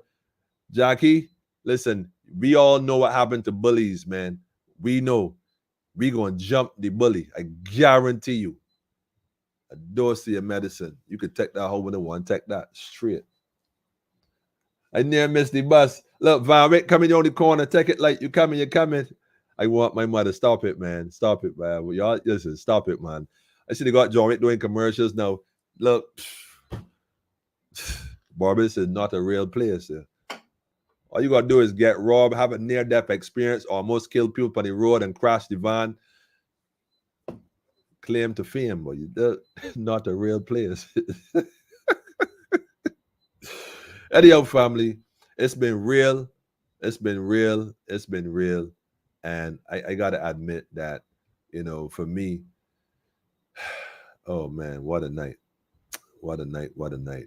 What a night. The documents, though, they got me, man. All I can say is, did y'all really catch on to this thing here just now, or y'all ain't really? Y'all catch on to this thing, or y'all really catch on to this thing? Anyhow, I ain't just gonna leave it at that.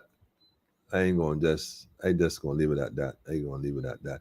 Do me a favor, family. Put your thoughts, put your thoughts in the links. Share your thoughts, what y'all think about this thing tonight, man. Yeah, let me know what your thoughts are in the comments below. I've been hearing about this situation for quite some time now, man. And I mean, there are parasites. We get rid of parasites. You got to do a flush. You got to flush. You got to do a detox. We're going to detox Barbados. We can give Barbados a bush bath. Trust me. We're going to smoke. We're going to burn some sage and we're going to smoke them out. Like some frankincense, some myrrh all across the Barbados. In fact, you go in Parliament and burn frankincense and myrrh. Watch what happen, man. Chase them bald heads out of the town. In fact, it sounds like the tune that we need to play right now to make this thing happen, man. It sounds like that's on the right tune right now, man. That's on the right tune. I gotta pull up a Bob. I ain't hear Bob in a real minute. I ain't hear Bob in a minute. Let me see. Yeah, Bob.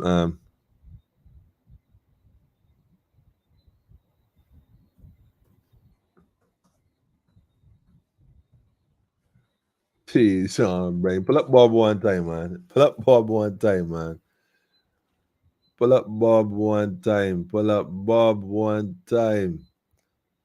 Yeah, I'm playing that tune, man. I ain't making this sport for me. We're going straight to the screen.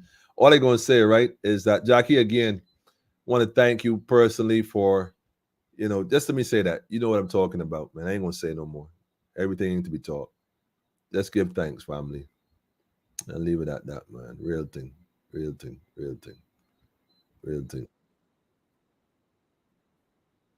Ooh. All I can say, family, is let me just pull this tune from the top, man. Let's pull this tune. This is one of them tunes you can't start it, because there's some tunes that got a rhythm that is just hit from the door.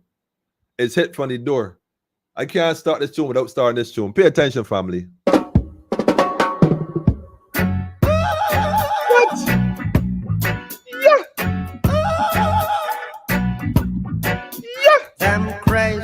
I'm crazy in Spanish, family. Them crazy. Un poquito We momento, gonna señorita. chase those crazy ballets out of town. Enough of them are just an idiot clown. Chase those crazy ballets Yes. out of a town. Enough of them need to just get out of town. A high and I build the cabin. Yes, Lord. A high and I plant the corn. Teach them. Didn't my people before me? Listen. Slave for this island. Listen, pull out for the top, man. I'm beginning start. We done talk, family. Y'all keep it. I keep the bullet. Come on, man. I hear Them you. crazy. We don't duplicate me. Them crazy. We gonna chase those crazy ballets out of town. Make it happen, man. Chase those crazy ballets out of town. I see you, Kevin. I see you, Kevin. Empress Fire. I see you, family. I build the cabin. I plant the corn. Right there, just all across Barbados, man. My people before me. You have to slave for this country. Now you look me with a scorn. Then you heat up all the corn. We gonna chase those political violence, man. Get typing it, man. Chase them crazy. When we come together, family. Chase those crazy. When we come together, family. All of time. We can fix our own problem, family. Trust when I tell you. Still a little bit stiff, stop, stiff, till you don't stop, to let up, start a little, start let up, stop, still,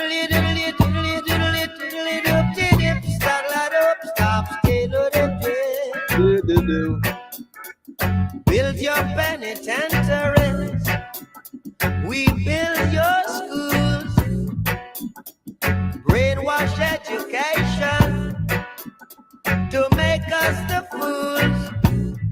Hatred you reward for our love, telling us of your God above. We gonna chase those crazy, chase them. Chase those crazy bumpers, chase those crazy bullets out of the yard. Listen, man, we gotta chase them, right? But I don't think it is fair that I could play this tune and not play this tune. I think I got to play this tune. This is the flashback for me, man. I mustn't tell a lie, man. Pull it for the top, man. Pull it for the top. Let me remix this thing, family. Remix this here, man. Honorable. To all the warriors on the front line, right?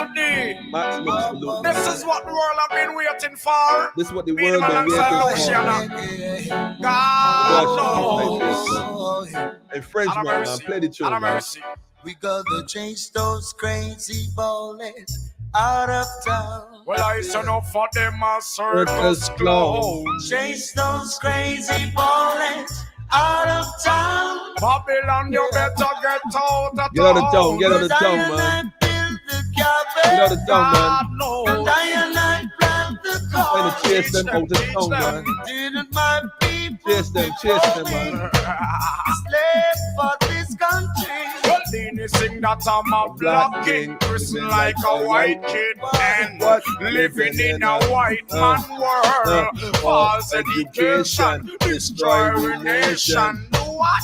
Mashing up the boys and girls. Cause all the rich man face is only modernization, while the youth man in the ghetto face pure sufferation. But now the job to get them money. No jobs, man, no jobs. Remain all themselves. Youth committing crime and fighting elderly people, man. Beating elderly people. Then sick return to them one. You put down your gun and put your trust in the Almighty. You trust in the Almighty, family. Virgin, come down, come sing your song. So you trust in the Almighty, family. Those crazy boys. Good going to overcome evil all day, every day. I turn up for them a circus Leslie, chase those crazy bumpers out of town. Well, Babylon, you better get out of town.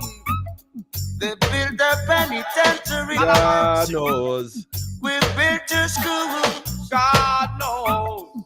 Brainwash education. Trying to make us to fools. Make us and fools. Hatred is their reward. They give back hate, you get them love, man. Telling us of you. They give us hate, we get them love, man. Change those crazy. It's time for y'all to leave, though. I ain't telling the lies. Listen. Change those crazy. All the revolutions, all these revolts, every slave insurrection. Big up all the ancestors, everyone and one. It's time to rise up. Rise up in the bodies of the youth and the children. Rise up, man. For them tell man, God, forward. Here we go. We This not baby take moving no forward. side. Black It's that is time, true man. color Beat the from drum, man. down in the great throne from Judah. He's the kings of kings. He's the lion of of Judah. One roaring roar and the world. Rah. Lead him and the DJ Lucian, the Listen, singer. listen. Who know like the lightning and thunder. So Boom. sing along. Lightning and thunder, man. Who don't like Jah? Lightning and thunder, man. And I said up for them a circus clown. Chase those crazy boys out of town. Well, Babylon, you better run Ain't no out place the to run. town. Cause I and I build the cabin, I and I and I plant the corn. Lord of mercy. Fact. Didn't my people before me Rebel, man. slave for this country? Well, then sing that I'm a black king, listen like a white kid, and living in a white man world. False education, destroying nation, and mashing up our boys and girls. Yes, so look, finally, we give thanks, man. Politically incorrect. We ain't making that sort of sport. We've been on here this long in a little minute, but we give thanks to all those who stay with us, who tuned in, who won't tune in. Tomorrow, I know there's a walk tomorrow. Be a part of it. If you feel that way, the energy that way, go and support it. Make sure you're there, fair and square, and lift your voices, because you know if you don't say something, they can say I love it. You see something, say something, but we see what's going on and we saying something about this here. Facts. So salute to anybody making awareness come to the forward, bringing awareness to the table. It's our sort of time, family. And we are confident in the victory. But the war is won on many levels, on many different battlefields, concentrated around the common enemy, and we can deal with it accordingly. Rastafari. Haile Selassie the First, Empress Razia Menin. One perfect balance. Y'all have an upful, joyful night. Real thing. Real thing. And make sure that, you know, put some thought into what's going on and look around you and ask yourself, you know, we're really getting on about the place. All these hopes and dreams. Every politician that comes into power initially is well received and eventually is voted out for being a tyrant and being ruthless and mismanaging and turn the place upside down. What makes us think this is going to be any different this time is what defeats me. The political ping pong for all the years have left us politically drunk. But we did.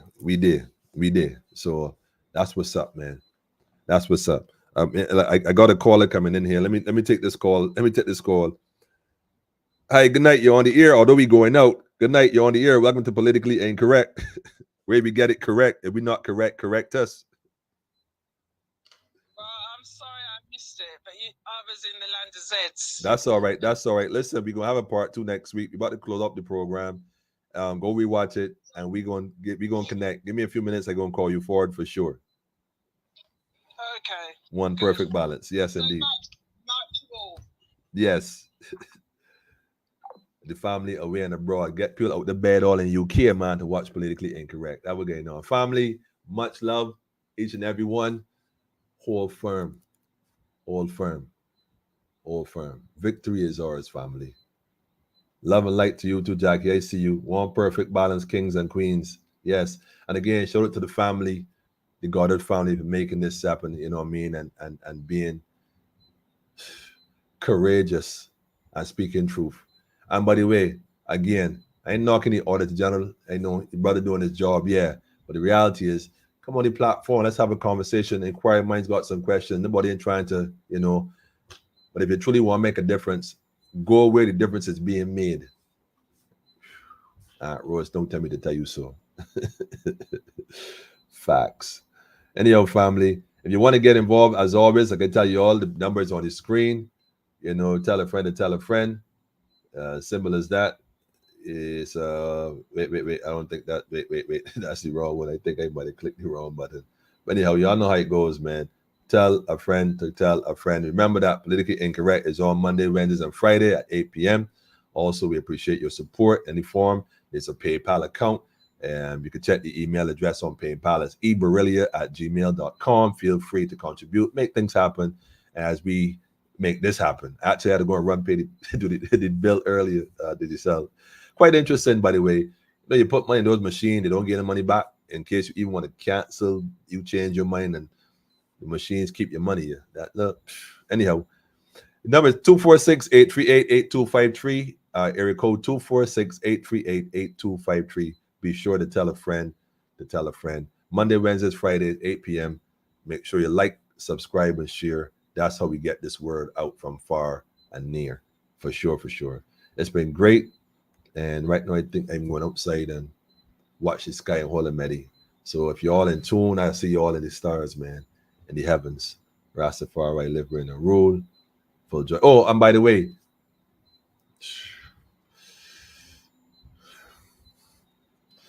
yeah, shout out to the family in SVG, you know, Yaramin. Shout out to the family in Yaramin. Y'all know who I'm be. And Territory in Trini and Dominica. Y'all know who you be. Travel safe, and we're going to connect shortly. Rastafari.